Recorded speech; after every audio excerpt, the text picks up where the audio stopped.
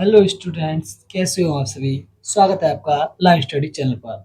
आज हम आपके लिए लेकर आए हैं क्लास 11th हिस्ट्री का चैप्टर नंबर 3, जिसका नाम है यायावर साम्राज्य।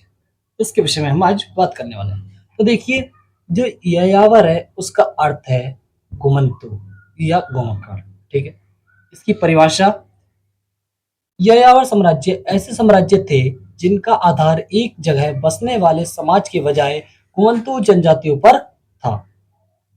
ये साम्राज्य मुख्य रूप से घोड़ों पर आधारित थे और इनमें सैन्य ताकत का विशेष महत्व था। यायावर साम्राज्य की जानकारी देने वाले स्रोत: ऐसे कौन कौन से स्रोत हैं जिससे हमें पता चलता है कि यायावर साम्राज्य में क्या क्या उपलब्ध था। तो उसका जो पहला पॉइंट है आपका है यात्रा वृत्तांत। जो यात्रा के दौरान हमें पता चला यायावर साम्राज्य के बारे में: यतिवृत्त, नगरीय साहित्यकारों की रचना, चीनी भाषाओं में प्राप्त स्रोत, मंगोल भाषाओं में प्राप्त स्रोत, अरबी भाषाओं में प्राप्त स्रोत। ये सभी क्या हैं? जानकारी देने वाले स्रोत हैं। ये एग्जाम की दृष्टि से बहुत महत्वपूर्ण है। अब हम बात करते हैं चंगेज खान की। तो चंगेज खान था, वो एक शासक था जो यायावर साम्राज्य का था। उसका जन्म 1162 ईस्वी के आसपास ओनो नदी के निकट हुआ था। चंगेज खान के बचपन का नाम तेमुजून था। अब हम बात करते हैं मंगोल साम्राज्य की। तो जो मंगोल साम्राज्य था उसका नेतृत्व चंगेज खान ने किया था। 13वीं शताब्दी में मंगोल साम्राज्य का विस्तार हुआ। मंगोलों ने मध्य एशिया, चीन, रूस और यूरोप तक अपने साम्राज्य का विस्तार किया।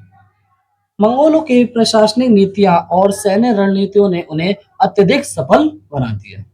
उसके बाद जो साम्राज्य आता था वो आता है ह्योड़ साम्राज्य। एक ह्योड़ साम्राज्य था, उसके बारे में बातचीत कर लेते हैं। ह्योड़ों ने 4वीं और 5वीं शताब्दी के बीच यूरोप और एशिया में अपना प्रभाव बढ़ाया। ये लोग बेहद आक्रमण और युद्ध प्रिय थे। उतिला द ह्योड़ उनके सबसे प्रिय शासक थे। अब बात कर लेते हैं हम तुर्की साम्राज्य की। तुर्की साम्राज्य में क्या क्या उपलब्ध था? मध्य एशिया के तुर्कों ने भी एक समय में बड़े क्षेत्र पर शासन किया। जो तुर्की साम्राज्य था उसने भी बड़े क्षेत्र पर क्या किया था? शासन किया था।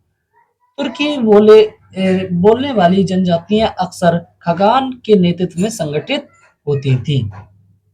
ये तो हमने बात कर ली चंगेज खान की, तुर्की साम्राज्य की, ह्यूण साम्राज्य था। अब उसके मंगोल के बाद क्या साम्राज्य का वर्णन भी हम करते हैं। चंगेज खान के उत्तराधिकारी ने मंगोल साम्राज्य को 4 भागों में बांट दिया था। पहला साम्राज्य युआन राजवंश जो चीन में था, चगताई खानते जो मध्य एशिया में था, गोल्डन हॉर्ड जो रूस में था, और हल हल खाइनेट जो ईरान में था। ये सभी क्षेत्रीय खानते मंगोल परंपराएं और सैन्य रणनीतियों का पालन करते थे। समझ में आया आपको उसके मंगोलों के बाद के साम्राज्य के बारे में? तो हम बात कर लेते हैं यायावर साम्राज्य की विशेषताएं। ये एग्जाम की दृष्टि से महत्वपूर्ण है। 3 से 4 नंबर में आपसे पूछ लिया जाता है कि यायावर साम्राज्य की विशेषताएं क्या क्या हैं, वर्णन कीजिए। घुमंतु जीवन शैली थी। कौन कौन सी? घुमंतु जीवन शैली थी। यायावर साम्राज्य में लोग एक स्थान पर स्थायी रूप से नहीं बसते थे, वे पशुपालन और घोड़ों पर निर्भर थे। पहली विशेषता। दूसरी हो गई सैन्य ताकत। घोड़े और धनुष उनके प्रमुख हथियार थे। घुमंतु योद्धा अपने उत्कृष्ट घुड़सवार कौशल और सैन्य रणनीतियों के लिए जाने जाते थे। तीसरा आता है आपका राजनीतिक संगठन। यायावर साम्राज्यों में खान या बगान का प्रमुख स्थान होता था, जो जनजातियों के बीच एकता बनाए रखता था। ठीक है, ये आपने पढ़ ली यायावर साम्राज्य की विशेषताएं। अब पढ़ते हैं चंगेज खान के सैनिकों की उपलब्धियां। कुशल घुड़सवार सेना थी, तीरंदाजी का अद्भुत कौशल था, मौसम की जानकारी थी, नेफ्ता बमबारी की शुरुआत। ये इनकी चंगेज खान की सैनिकों की उपलब्धियां थी। कौन कौन सी? कुशल घुड़सवार सेना, तीरंदाजी का अद्भुत कौशल, मौसम की जानकारी, नेफ्ता बमबारी की शुरुआत।